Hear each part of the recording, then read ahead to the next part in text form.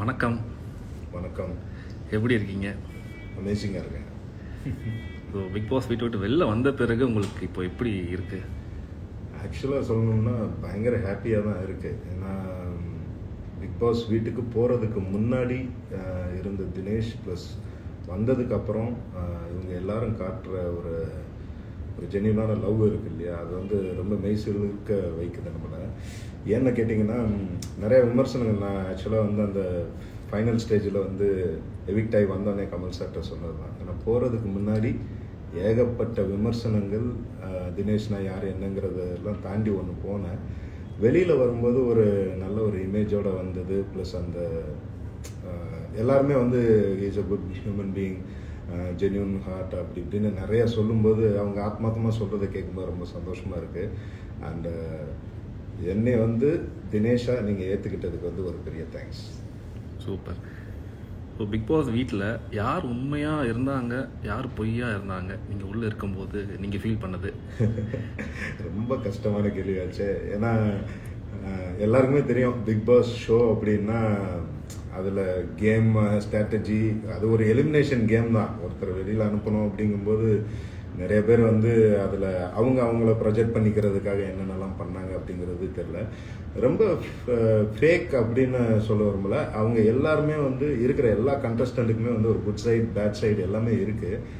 அதில் அவங்களோட good side வந்து கேமுக்கு யூஸ் ஆனால் அதை யூட்டிலைஸ் பண்ணிக்கிட்டாங்க. சம் பீப்புள் வந்து அவங்களுக்கான பேட் சைடு வந்து அந்த பர்டிகுலர் வீக்கில் அந்த ஸ்ட்ராட்டஜிக்கு தேவைப்பட்டதுன்னா யூஸ் பண்ணிக்கிட்டாங்க. ஸோ ஃபேக் அப்படின்னு சொல்ல முடியாது. ஏன்னா அவங்களுக்குள்ளே இருந்த நாலேஜை தானே எல்லாருமே யூஸ் பண்ணியிருக்காங்க. ஸோ அங்கே இருந்த எல்லாருமே ரொம்ப ஃபேக் அப்படின்னு சொல்ல முடியாது. They Britain themselves that they are not that type அப்படிங்கிற மாதிரி சில ஸ்ட்ராட்டஜிஸ் அப்ளை பண்ணி ஒரு கேம் ஆடினாங்க அப்படின்னு தான் சொல்லணும். கொஞ்சம் ஜென்யூனாக இருந்தது அப்படின்னா, கொஞ்சம் சுயநலமாக சொல்லணும்னா நான் ஆக்சுவலாக கொஞ்சம் ஓரளவு true to the game plus true to my self இருந்த மாதிரி எனக்கு தோணுச்சு. And apart from that Archana, Mani and இன்னும் நிறைய விஷ்ணு, இன்னும் நிறைய பேர் இருக்காங்க அந்த மாதிரி. அண்டு முக்கியமாக சொல்லணும் பிரதீப். ஆக்சுவலாக பிரதீப் வந்து பயங்கர ஜென்யூனான ஒரு கேரக்டர் தான். அவர்கிட்ட வந்து நிறையா அந்த டக்கு டக்குன்னு பேசுகிறதா இருக்கட்டும், இதெல்லாம் இருக்கட்டும்.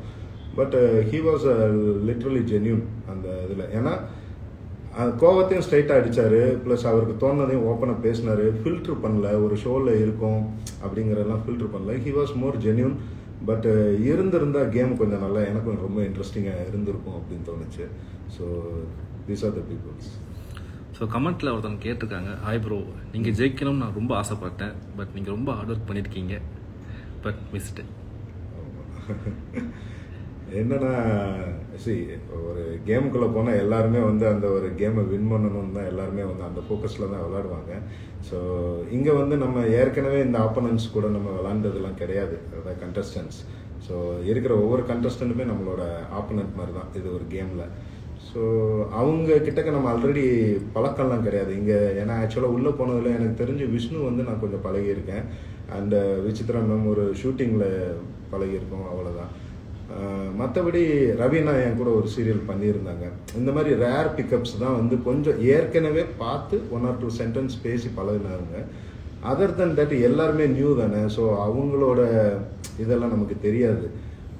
அதில் ஒரு டஃப் கொடுத்து ஜென்யூனாக விளாண்டதில் ஒரு ஹாப்பி தான். கொஞ்சம் மிஸ் ஆயிடுச்சு, இல்லைன்னு சொல்லலை. ஏன்னா யானைக்கும் அரிசருக்குங்கிற மாதிரி எல்லாருக்கும் ஒரு சின்ன ஒரு வீக் பாயிண்ட்ஸ் இருக்கும்ல. ஸோ அதை ஆப்போனன்ட் கரெக்டாக கேட்சப் பண்ணி ஒன்று பண்ணும்போது டெஃபினெட்லி நம்ம ஒரு டவுன் போயிட்டு தான் வரணும். ஸோ அதில் எங்கேயோ ஒரு இடத்துல மிஸ் ஆயிடுச்சுன்னு தான் தோணும். பிபி ஹவுஸை விட்டு வெளில வந்த பிறகு நீங்கள் அங்கேருந்து ஒரு விஷயம் கற்றுக்கிட்டதுன்னா அது என்னவா இருக்கும்? கற்றுக்கிட்ட ஒரு விஷயம் என்னன்னா, இப்போ நம்ம பாயிண்ட்ஸ் வந்து ப்ரெசென்ட் பண்ணுறோம்ல, நம்ம மனநிலையில் தோன்றது, அதாவது டு பி ஃப்ராங்க் வந்து என்னென்னா மனசில் பட்டதை பேசுகிறோம் அப்படிங்கிறது வந்து என்னோட பெரிய ஒரு குணமாக இருந்தது. அது நிறைய இடத்துல ப்ளஸ் மைனஸாகவும் இருந்துச்சு.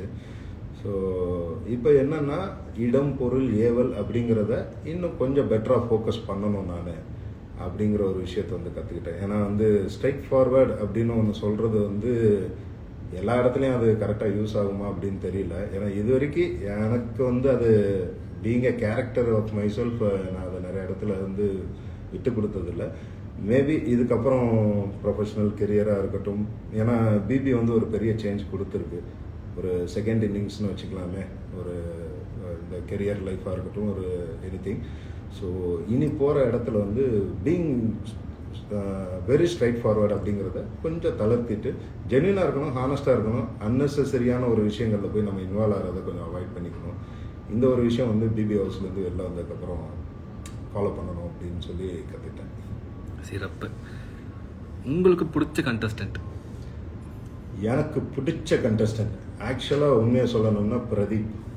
ஏன்னா நான் வந்து ஃபஸ்ட்டு வைல்ட் கார்டை உள்ளே போகிறதுக்கு முன்னாடி ஒரு 28 days அவரோட கேமும் பார்த்தேன், எல்லார் கேமுமே பார்த்தேன். அண்டு நான் உள்ளே போகிறப்பே வந்து நான் ஆக்சுவலாக வந்து பிரதீப் வந்து ஒரு இன்டெலெக்சுவலாக ஒரு கேம் விளையாடும்போது நம்ம போய் ஒரு விஷயம் பண்ணும்போது அந்த காம்பினேஷனில் வந்து ஒரு கேம் வந்து ரொம்ப எக்ஸ்பெக்ட் பண்ணேன். ஆக்சுவலாக ஃபர்ஸ்ட் வீக் நான் உள்ளே போன உடனே வந்து ஆக்சுவலாக டு பி ஃப்ராங்க், நான் உள்ளே போனோடனே நான் அப்ளை பண்ண ஸ்ட்ராட்டஜி என்னன்னு கேட்டிங்கன்னா, பிரதீப் ஒரு நல்ல ஃபாலோவர்ஸ் இருக்குது, பட் உள்ளவங்களுக்கு அது வந்து தெரியாது. ஏன்னா ஒரு ஹீஸ் ஆன்மேன் அவுட்டாக வந்து ஒரு பயங்கரமான ஒரு கேம் ஒன்று பண்ணிட்டு இருந்தார். ஸோ பெரிய ரெஸ்பான்ஸ் இருந்தது. உள்ளவங்க எல்லாருமே வாரம் அவரை நாமினேட் பண்ணிகிட்டே இருந்தாங்க. And they were underestimating his potential அப்படிங்கிற மாதிரி தோணுச்சு. ஸோ அதை வந்து அதர் கண்டஸ்டன்ட்டுக்கு கம்யூனிகேட் பண்ணணும். அண்ட் அதே மாதிரி பிரதீப்புக்கு ஈக்குவலாக அங்கே இருக்கிற சில பேர், விசித்ரா மேமாக இருக்கட்டும், மாயா, இவங்க எல்லாருமே வந்து பார்த்திங்கன்னா ஒரு மைண்ட் கேம்ஸில் வந்து பயங்கர எக்ஸலண்ட்டாக விளாண்டுட்டு இருந்தாங்க. ஸோ அந்த டயத்தில் வந்து அது either in a good way or bad way, but they played their game very எக்ஸலண்ட்டாக ஒரு ஸ்ட்ராட்டஜியோட விளாண்டுட்டு இருந்தாங்க. ஸோ இது அவங்க பிரதீப்புக்கும் ஒரு கம்யூனிகேஷன். அதாவது எப்படின்னா ஸ்ட்ரைட்டாகவே கம்யூனிகேட் பண்ணாமல் ரெண்டு பேரையுமே நாமினேட் பண்ணலை, மாயாவையும் நாமினேட் பண்ணலை, பிரதீப்பையும் நாமினேட் பண்ணல. And they were shock to know the nomination result. Small ஹவுஸ்லேருந்து நாங்கள் நாமினேட் பண்ணும்போது அப்படி பிரதீப் அங்கேருந்து ஸ்மால் ஹவுஸை திரும்பி பார்த்துட்டு ஒரு தம்ஸ் அப் பண்ணார். மாயா இருந்துட்டு வேற லெவல் கேம் அப்படின்னு மாதிரி ஒன்று சொன்னாங்க. ஸோ ஐ திங்க் ரெண்டு பேரும் ரொம்ப பொட்டன்ஷியலாக கேட்சப் பண்ணியிருந்தாங்கன்னா நல்லா இருந்திருக்கும். பட் அன்ஃபார்ச்சுனேட்லி வேறு சில காரணங்களால் சில விஷயங்கள் நடந்தது. இருந்திருந்தால் ஐ ஃபெல்ட் வெரி ஹாப்பி. ஏன்னா வந்து நல்ல பிளேயர்ஸோட ஆடணும், ஒரு அவங்க ஒன்று வைக்க நம்ம அதை அந்த நாட்டை அவுக்க, அப்புறம் நம்ம ஏதாவது ஒன்று ஒரு ஸ்ட்ராட்டஜிக்கில் ஒன்று பண்ண அதை அவங்க கிளவராக அவுக்க, இப்படி போகும்போது பயங்கர சுவாரஸ்யமாக இருந்திருக்கும். பட் இட்ஸ் ஓகே, அது நடக்கல. But he is a good player. Super. Bigg Boss வீட்டை விட்டு நீங்கள் வெளில வந்த பிறகு நீங்கள் மிஸ் பண்ணுற ஒரு விஷயம் பிக் பாஸ் வீட்டில்? லக்ஸுரி தான், வேற ஒன்றும் இல்லை. ஏன்னா நம்ம பிக் பாஸ் ஹவுஸ் வந்து பார்த்தீங்கன்னா நமக்கு அங்கே எல்லாமே வந்து கேம், மற்றது அப்புறம் வந்து ப்ரொவிஷன், டாஸ்க் இதெல்லாம் வந்து கொஞ்சம் சில இதெல்லாம் கட் ஆகும் அப்படின்னு சொல்லுவாங்க. பட் உண்மைக்கே சொல்ல போனால் மற்றவங்களுக்கு எப்படின்னு தெரில, எனக்கு நான் இருந்த வீடு, அப்புறம் நம்ம இருந்த விஷயங்கள் இதெல்லாம் பார்க்கும்போது வந்து பயங்கர லக்ஸுரியாக இருக்கும் அந்த வீடு. ஏன்னா 24/7 ஏசி இருக்கும். அண்டு ப்ரொவிஷன் டாஸ்க் நம்ம விளையாடி ஜெயிக்கிறது ஒன்று, பட் அந்த ரூல் பிரேக் ஆனால் கேஸ் ஆஃப் ஆகிறது இதெல்லாம் இருக்கட்டும். மெயினாக கரண்ட்டு போகாது, அது ஒரு பெரிய விஷயம். ஸோ இந்த மாதிரி நிறைய லக்ஸுரிலாம் இருக்குது இல்லையா? ஸோ அந்த லக்ஸுரி தான் ஆக்சுவலாக பிக் பாஸ் ஹவுஸ்லேருந்து நான் வெளியில் வரும்போது மிஸ் பண்ண ஒரு விஷயம். மற்றபடி டு பி ஃப்ராங்க் சொல்லணும்னா இந்த ஃப்ரெண்ட்ஷிப்பு மிஸ் பண்ணேன், அவங்களோட இது மிஸ் பண்ணேன், அதெல்லாம் வந்து போங்க, அதெல்லாம் ஒன்றும் கிடையாது. ஏன்னா எல்லாருமே வந்து இப்போ போனதுக்கப்புறம் எத்தனை பேர் கால் பண்ணுவாங்கன்னு தெரியாது. பட் சும்மா ஒரு ஃபன்னாக இருந்தது. நான் ஏற்கனவே ஒரு கமல் சார் எபிசோடில் கூட சொல்லியிருந்தேன், சார் ஒரு மாதிரி வந்து ஒரு 2.5 years லோன்லியாக இருந்தேன். இப்போ வந்து ஒரு 14 பேர் ஒரு எல்லாரும் ஒன்றா இருக்கிறது வந்து எனக்கு ஒரு ஹாப்பியான ஒரு மொமெண்ட்டாக தான் இருக்குது. அவங்களுக்குள்ள நம்ம game what ever it is, but அவங்களுக்குள்ளே சேர்ந்து விளாட்றது வந்து எனக்கு ஹாப்பியாக தான் இருக்குது. ஒரு நிறைய க்ரௌடோட மிங்கிளாகி இருக்கேன் அப்படிங்கும்போது அது எனக்கு ரொம்ப ஹாப்பியாக இருக்குதுன்னு சொல்லுங்கள். ஸோ இந்த 2 விஷயம் தான். சூப்பர். உங்களோட ஃபேவரட் மூமெண்ட் பிக் பாஸ் வீட்டில்? ஃபேவரட் மூமெண்ட்னா ஆக்சுவலாக 2 மொமெண்ட் இருக்குது எனக்கு. ஒன்று வந்து கேப்டன்சி டாஸ்க் வின் பண்ணப்போ ஒரு மொமெண்டமாக இருந்தது. ஆக்சுவலாக ஃபஸ்ட்டு வீக் கேப்டன்சியில் வந்து செலக்ட் ஆகி வந்துட்டு செகண்ட் வீக் கேப்டன்சிக்கு வந்து எல்லாருமே என்னை சொன்னாங்க பயங்கர பொறுப்பாக பார்த்துக்கிறாரு, ஹி இஸ் அ குட் கை அப்படி இப்படின்னு சொல்லிட்டு செகண்ட் வீக்குக்கும் வந்து கேப்டன்சி இதுக்கு வந்து என்னை வந்து ரெஃபர் பண்ணிவிட்டு, பட் அந்த கேப்டன்சிக்கு என்னை ரெஃபர் பண்ணதுக்கு ஒரு நாளைக்கு முன்னாடி ஒரு இன்சிடென்ட் நடந்தது. But they did mind about it. இமீடியட்டாக என்னை ரெஃபர் பண்ணாங்க. பண்ணதுக்கப்புறம் அந்த டைஸ் டாஸ்க் வந்து விளாண்டோம். விளாண்டப்ப அது ஒன்று ஜெயிச்சு திரும்ப செகண்ட் டைம் கேப்டன்சி வந்தப்போ ஒரு மொமெண்டமாக இருந்தது. ஆனால் அந்த மொமெண்டம் வந்து ஒரு 2 நாளைக்கு மேலே ஃபீல் பண்ண விடலை. அதுக்கப்புறம் ஸ்ட்ரைட்டாக வந்து நாமினேஷனில் குத்தி அடுத்த ஒன்று பண்ணாங்க. பட் அந்த மொமெண்டம் வந்து ரொம்ப ஹாப்பியாக இருந்தது. செகண்ட் வந்து என்னென்னு கேட்டிங்கன்னா, இந்த த்ராஷ் பின்னில் வந்து நாமினேட் பண்ணுவாங்க ஓப்பன் நாமினேஷனில். அப்போ வந்து பார்த்தீங்கன்னா ரொம்ப ஷாக்கிங்காக நிறைய பேர் நாமினேட் பண்ணாங்க. ஈவன் அர்ச்சனா கூட நேராக வந்து ப்ரோ அப்படின்னு சொல்லிட்டு துணியில் வாங்கிட்டு போனாங்க. என்னம்மா இப்போ என்ன நம்ம டீம் இல்லைன்னா அவங்க நம்பணுமா அப்படின்னு சொல்லிட்டுலாம் ஒரு இது இருந்தது. அண்டு அந்த டைமில் பார்த்தீங்கன்னா ஒரு 7 பேர் ஐ திங்க், ஆமாம், ஒரு 7 பேருக்கு மேலே வந்து நாமினேட் பண்ணாங்க என்னைய. நான் யோசித்தேன், அவங்க சொன்ன காரணங்கள், நாமினேஷனுக்கு சொன்ன காரணங்கள்லாம் வந்து என்னை நாமினேட் பண்ணணுங்கிறதுக்காக பண்ண மாதிரி இருந்தது. ஃபார் எக்ஸாம்பிள் மாயா வந்து இவர் கேமே ஆடலை, இவர் ஒன்றுமே பண்ணல அப்படின்னாங்க. விசித்ரா மேம் வந்துட்டு ஒரு படி மேலே போய் விஷ்ணுவோட கேப்டன்சி நல்லா இல்லை, அதனால் இவங்களை நாமினேட் பண்ணுறேன்னாங்க. அது மாதிரி ஒவ்வொருத்தங்க ஒரு காரணம் சொன்ன. விஜய் ஒன்று சொன்னார். இது மாதிரி இதெல்லாம் கேட்டுட்டு லாஸ்ட்டாக அப்போ யோசித்தேன், சரி ஓகே இவங்க எல்லாரும் நம்மளை இப்படி நினைக்கிறாங்கங்கும்போது நம்ம பொட்டன்ஷியலாக ஒன்று பண்ணுங்கும்போது அப்போ தான் அந்த டான்ஸ் மாரத்தான் படையப்பா இந்த இதெல்லாம் வந்தது. ஸோ அதை ஃபுல் ஃப்ளெஜாக இறங்கி ஒரு மாதிரி டெடிக்கேட்டடாக பண்ணோன்னே அந்த எந்த வீக் நாமினேட் பண்ணாங்களோ அந்த வீக் எண்ட்லேயே எல்லாருமே பெஸ்ட்டு பெர்ஃபார்மர், நல்லா பண்ணார், இஸ் சூப்பர் அப்படின்னு சொல்லிட்டு நம்மளை அந்த ஒரு டிக்கெட் ஃபினாலிக்கு ஒரு பாயிண்ட் கொடுத்தாங்க. அது வந்து இந்த ரெண்டுமே வந்து பெஸ்ட் மூமெண்ட்டாக எனக்கு ஃபீல் ஆச்சு. சூப்பர். எபிசோட்ஸ்லாம் பார்த்தீங்களா? சத்தியமாக சொல்கிறேன், நான் எபிசோடு பார்க்கவே இல்லை. ஏன்னா உள்ள நம்ம என்ன பார்த்தோம் ஹவுஸில் அதுதான். அண்ட் வெளியில் வந்ததுக்கப்புறம் இந்த இன்ஸ்டாவில் சில இதெல்லாம் ஷேர் பண்ணுவாங்க சோஷியல் மீடியாவில். அப்புறம் சில இதெல்லாம் நமக்கு அண்ணா இதை பாருங்கள் அதை பாருங்கம்பாங்க. அப்புறம் பாருங்கள் உங்களை பற்றி இப்படி திட்டிருக்காங்க, இது இந்த கமெண்ட்டை பாருங்கள் அந்த கமெண்ட்டை பாருங்கள் அப்படின்னு சொன்னாங்க. ஸோ அதெல்லாம் பார்த்துட்டு just like that okay it all happens இல்லை. அதாவது good side bad side reviews எல்லா இடத்துலையும் தான் இருக்கும். அண்ட் நம்ம விளாண்டது நமக்கு தெரியும். அண்டு அதான் த கேம் இஸ் ஓவர் அப்படிங்கும்போது வந்து நம்ம அதை பார்த்துட்டு ஓகே ஃபைன், ஓ இதுவா ரைட் அப்படின்னு அதுதான் பார்த்தேன். எபிசோட்ஸை நான் இன்னும் பார்க்கல. சூப்பர். ஸோ இங்கே பிக் பாஸ்க்கு வந்த நோக்கம் நிறைவேறிச்சா அப்படின்னு கேட்டிருக்காங்க. நிறைவேறல. என்னன்னா ஆக்சுவலாக எல்லாருக்குமே தெரியும், நான் ஷோக்கு போகிறதுக்கு முன்னாடியுமே வந்து எனக்கு ஒரு இன்டர்வியூ எடுத்திருந்தாங்க. அவங்ககிட்டையும் சொல்லியிருந்தேன் போனால் இதுக்காக போகலாம் அப்படின்னு சொல்லிட்டு. ஸோ அதுக்கு ஃபுல் ஃப்ளெஜாக ட்ரை பண்ணோம். இந்த சீசன் ஒரு மொமெண்டமாக இருக்கும் அப்படின்னு சொல்லிட்டு உள்ளே வந்தோம், ட்ரை பண்ணோம். வெளியில் வந்ததுக்கப்புறம் ஒரு அதில் ஏதோ ஒரு சின்ன ஒரு பாசிட்டிவாக ஏதோ ஒரு டெவலப்மெண்ட் இருக்கும் பார்த்தேன். பட் இன்ஸ்டெட் ஆஃப் டெவலப்மெண்ட் வந்து அங்கே என்ன சொல்கிறது, பஸ் அங்கேயே தான் நிற்கிது. அங்கேருந்து மூவ் ஆகலை, பிரேக் டவுன் ஆன மாதிரி அப்படியே தான் நின்னது.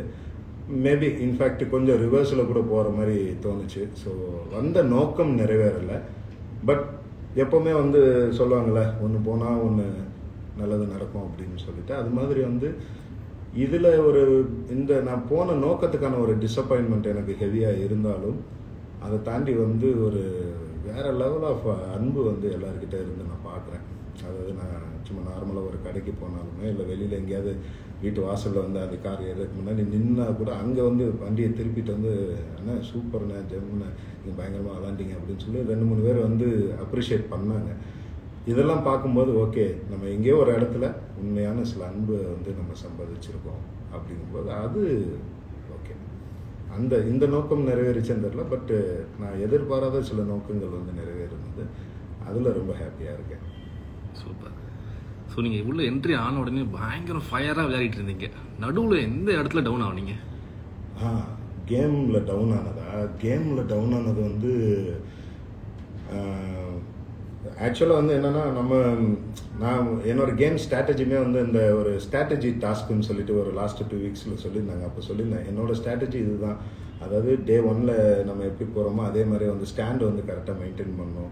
ப்ளஸ் வந்து எங்கேயுமே நமக்கு மனசாட்சிப்படி கரெக்டாக ஒரு விஷயம் இருந்ததுன்னா அதை ஃபாலோ பண்ணணும்னு சொல்லிட்டு கேப்டன்சி டாஸ்க்கு இதெல்லாம் ஃபஸ்ட்டு 4 வீக்ஸ் நல்லா பொட்டென்ஷியலாக பண்ணேன்னு நினைக்கிறேன். அந்த செகண்ட் வீக் கேப்டன்சியில் வந்து நான் சில பேருக்கு டார்கெட் ஆகிட்டேன். ஏன்னா அவங்க வந்து ஏதோ ஒரு கேம் ஒன்று ட்ரை பண்ணாங்க. அதில் வந்து நான் அதுக்கு அகென்ஸ்டாக இருந்ததுனாலையோ இல்லை அவங்களோட ஒரு பாத்வேக்கு நடுவில் நான் நின்றுட்டேன்னு நினச்சிட்டு டோட்டலாக ஒரு அப்படியே டீம் அப் ஆனாங்க. அந்த செகண்ட் கேப்டன் ஆனதுக்கப்புறமா அந்த வீக்லேயே வந்து பார்த்தீங்கன்னா டக்குன்னு வந்து ஒரு நாமினேஷன், ஸ்ட்ரைட் நாமினேஷன் பாஸ் வந்து ஒரு டாஸ்க் மூலிமா கிடைச்சோன்னே ஸ்ட்ரைட்டாக ஒரு இது நம்மளை நாமினேட் பண்ணி தேர்ட் வீக் வந்து, அதாவது நான் ஆக்சுவலாக என்ன ட்ரை பண்ணேன்னா 3 வாரம் கண்டினியூஸாக கேப்டன் ஆகி ஒரு மார்க் செட் பண்ணலாங்கிறது ஒரு ஆம்பிஷன் இருந்துச்சு. பட் செகண்ட் வீக் கேப்டன்ஸில் டேரெக்டாக நாமினேட் பண்ணி கேப்டன் ஆக விடாமல் பண்ணாங்க. அதில் கொஞ்சம் அப்செட் ஆனேன். அதுக்கப்புறமும் வந்து ஸ்மால் பாஸில் ஏதாவது போடுவாங்கன்னு பார்த்தா ஸ்மால் பாஸில் போடாமல் பிக் ஹவுஸில் போட்டாங்க. ஆக்சுவலாக பிக் ஹவுஸில் வந்து பெரிய ஒர்க்கே கிடையாது, ஒர்க்கு எதுவும் இல்லை, நம்ம அப்படியே இருப்போம். ப்ளஸ் வேறு ஏதாவது என்டர்டெயின்மெண்ட்டாக டாஸ்க்கு வந்தால் கூட வந்து என்டர்டெயின்மெண்ட் ரிலேட்டடாக டாஸ்க் வரல, கொஞ்சம் அந்த நார்மலாக நம்ம எப்போ பண்ணுற டாஸ்க் மாதிரி தான் வந்துச்சு. அப்போ இவங்க எல்லாருமே நமக்கு அகேன்ஸ்டாக, இப்போ நம்ம தனியாக இருந்தால் கூட மணி அந்த மாதிரி 2-3 பேர் தான் பேசுவாங்க நம்மக்கிட்ட. அவங்க தான் ஒரு கம்பேனியன்ஷிப்பில் ஒரு பேசுகிறதுக்கு இருக்கும். மற்ற எல்லாருமே வாண்டடாக நம்ம இந்த பக்கம் வந்தால் அந்த பக்கம் போவாங்க, லெஃப்ட் வந்தால் ரைட்டு போவாங்க, அந்த மாதிரி இருக்கும். ஸோ அந்த வீக் வந்து ரொம்ப டல்லாக இருந்தது. ஸோ அந்த டைம் 2-3 டாஸ்க்கு கூட நான் மிஸ் பண்ணேன். அந்த இடம் வந்து ஒரு டவுன்ஃபால். பட் அதுக்கப்புறம் திரும்ப கேட்சப் பண்ணேன். And to be frank, last ஒரு 2-3 வீக்ஸாக வந்து இருக்கும்போது அந்த ஆஃப்டர் நியூ இயர் வந்து எனக்கு அந்த முட்டியில் அடிபட்டதுக்கப்புறம் கொஞ்சம் பெருசாக நான் இங்கே அங்கேயும் நிறைய அப்பியர் ஆகலை அப்படிங்கிறது என்னோட இது. அண்ட் அதான், ஸோ அந்த லாஸ்ட் 2 வீக்ஸ் ப்ளஸ் அந்த நடுவில் ஒரு சின்ன டவுன்ஃபால். வெளியில் ஆனால் நிறைய பேர் என்ன சொன்னாங்கன்னா வந்து நீங்கள் விசித்ரா மேம் அப்படிங்கும்போது அந்த கான்ஃப்ளிக்ட்லேயே வந்து உங்களோட இது டவுன் ஆயிடுச்சுன்னு மாதிரி நிறைய பேர் கமெண்ட்ஸ்லாம் சொல்லியிருந்தாங்க. But I don't think so. ஏன்னா அவங்க பியூராக ஒரு கேம், அவங்க ஒரு கேம் நல்லாண்டாங்க, நம்ம ஒரு டிஃபென்ஸ் கேம் எடுத்துகிட்டே இருந்தோம். அந்த மாதிரி தான் நான் அதை பார்த்தேன். ஸோ அந்த ஃபேக்ட் வந்து எனக்கு பெருசாக உடன்பாடு இல்லை. பட் நம்மளோட ஆடியன்ஸுக்கு நிறைய தெரியும், அவங்களோட ஒப்பீனியன் ஒன்று இருக்கும். ஸோ அதையும் வந்து என்னால் இன்க்ளூட் பண்ணிக்கலாம் நம்ம. ஸோ இதுதான் கொஞ்சம் அந்த டவுன்ஃபால் ஏரியாஸ்னால் இந்த ஏரியாஸ் தான், other then that nothing. Super. கமெண்ட்டில் ஃபுல்லாக fire, love, peoples winner, Dinesh bro. So உங்களுக்காக வந்துகிட்டே இருக்கு. Okay okay, thank you so much. உங்களோட அடுத்த பிளான் என்னவா இருக்கும்? அடுத்த பிளான் அப்படின்னு ஒன்றும் இல்லைங்க. ஆக்சுவலாக நான் பிளானாக ஃபிக்ஸ் பண்ணி ஓகே பிக் பாஸ் போகிறோம், வெளியில் வந்தோடனே ஒரு படம் பண்ணணும், அடுத்து இதை பண்ணணும் அப்படிலாம் எந்த பிளானுமே இல்லை நான். ஏன்னா வித்தவுட் பிளான், ஏன்னா லைஃபே வந்து அடுத்து என்னங்கிறதே தெரியாத ஒரு பெரிய கொஸ்டின் மார்க் இருந்த ஒரு மொமெண்டமில் தான் இந்த பிக் பாஸ் வாய்ப்பு எனக்கு கிடைச்சது. ஸோ இது மூலிமா இப்போ வந்து ஒரு திடீர்னு ஒரு அன்பு கிடச்சிருக்கு, சந்தோஷம். அதை நல்லா அனுபவித்து அப்படியே ஏற்றுக்கிறோம். இதே மாதிரியே வந்து அடுத்து வேலைகள் நிறையா கிடைச்சதுன்னா சந்தோஷம். கிடைக்கிற வேலையை பெஸ்ட்டாக பண்ணுவோம், அவ்வளோதான். இது நான் இந்த ஒரு படம் ஹீரோவாக நடிக்கணும், இது பண்ணணும், அடுத்து இந்த வருஷத்துக்குள்ளே இதை பண்ணணும், அடுத்த பிக் பாஸ் வரக்குள்ளே இந்த ஃபேம் வந்து மெட்ரலைஸ் பண்ணணும், அப்படிலாம் ஒன்றும் இது கிடையாது. வந்திருக்கு. நார்மலாக ஒரு ஆர்டிஸ்டாக நான் ஒரு சில சீரியல்கள்லாம் பண்ணும்போது ஒரு சின்ன பாப்புலாரிட்டி இருந்தது. அது வந்து பிக் பாஸ் மூலமாக வந்து தினேஷ் அஸ் ஒரு பர்சனாக எல்லாருக்கும் தெரிஞ்சு ஒரு சின்ன ஒரு என்ன சொல்கிறது, ஒரு ஃபேமில் வந்து ஒரு சின்ன கிராஃப் இன்க்ரீஸ் ஆகிருக்கு. அது மூலமாக ஏதாவது வாய்ப்புகள் வரும்போது அதில் கரெக்டாக பிக் பண்ணி 100% எஃபோர்ட் போட்டு உங்கள் எல்லோரும் என்டர்டெயின் பண்ணணுங்கிறது மட்டும்தான் நெக்ஸ்ட்டு டார்கெட், வேறு ஒன்றும் இல்லை. சிறப்பு. ஸோ மக்களுக்கு என்ன சொல்ல விரும்புகிறீங்க? மக்களுக்கு சொல்கிற அளவுக்கு நம்ம ஒன்றும் பெரிய ஆள் இல்லைங்க. அவங்களுக்கு தெரியாத ஒன்றும் இல்லை. ஏன்னா அவங்க எல்லாரும் தான். இப்போ நான் எப்படி வந்து எனக்கு நம்பர் ஆஃப் ஃபேக்டர்ஸ் வந்து காதில் கேட்குறோம், நம்ம நிறைய இன்ஃபர்மேஷன்ஸ் கேட்குறோம், நியூஸ் பார்க்குறோம், இதிலேருந்து ஒரு ப்ராசஸ் பண்ணி நம்ம லைஃப் அமைச்சிட்டு போகிறோம். அது மாதிரி வந்து எல்லாருக்குமே மக்களுக்கு பர்டிகுலராக அட்வைஸ் பண்ணுற அளவுக்குலாம் நம்ம ஒன்றும் பெரிய ஆள் கிடையாது. ஒரு சோசியல் மெசேஜ் இப்படிலாம் சொல்கிற அளவுக்குலாம் they know all the good and bad. அவங்களோட சொசைட்டி, அவங்களோட என்விரான்மெண்ட்டுக்கு ஏற்றபடி அவங்களோட லைஃப்பை வந்து அவங்க டிசைன் பண்ணிட்டு போவாங்க. எல்லாருக்கும் ஒரு ஆம்பிஷன் இருக்கும். வேணும்னா ஒன்று சொல்லலாம், நான் அனுபவித்ததை உங்ககிட்ட ஒன்று ஷேர் பண்ணுறேன்.